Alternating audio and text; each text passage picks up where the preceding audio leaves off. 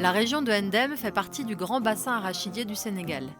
Encouragée par l'État, cette monoculture d'arachides a engendré d'importants volumes de production et d'exportation, au détriment des sols qui se sont épuisés.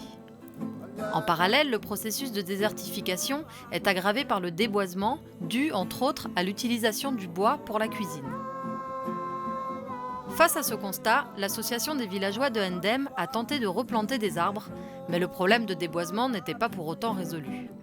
Ainsi, grâce à des partenaires belges, l'ONG a décidé de s'engager dans la production d'un combustible alternatif au bois de chauffe en s'appuyant sur les ressources locales, le bioterre. À l'aide de bétonnières modifiées, on mélange de l'argile extraite des marigots alentours avec des coques d'arachides réduites en poudre qui proviennent des déchets de l'usine d'arachides de Diourbel. Les boulettes sont ensuite mises à sécher au soleil dans la cour de l'atelier. Ces boulettes bioterre permettent de remplacer le bois de chauffe pour un prix largement inférieur. De plus, à quantité égale, les combustibles bioterre ont un rendement environ 1,5 fois supérieur au bois. Le Centre des métiers a entamé la production de fourneaux adaptés à ce combustible. Après une campagne de sensibilisation et de formation, l'ONG vend désormais ses fourneaux ainsi que les combustibles bioterre sous forme de boulettes ou de bûchettes. Les bénéfices sont multiples. Création d'emplois, nouveaux revenus, alternatives intéressantes au bois de chauffe et donc réduction du déboisement. Stimuler l'entrepreneuriat local est un des axes forts du projet de développement intégré de l'ONG de Ndem. Parce que le projet vise avant tout à freiner l'exode rural, la création d'activités rémunératrices est une priorité.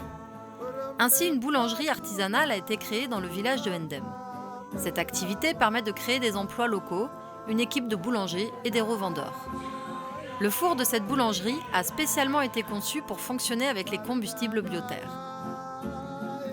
L'objectif à terme est de généraliser son utilisation dans les ateliers du Centre des métiers et toutes les structures collectives du projet.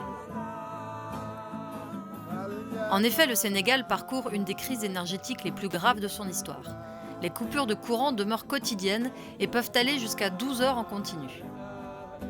À l'atelier bioterre, les machines restent souvent à l'arrêt à cause des pannes d'électricité, ce qui bloque la production.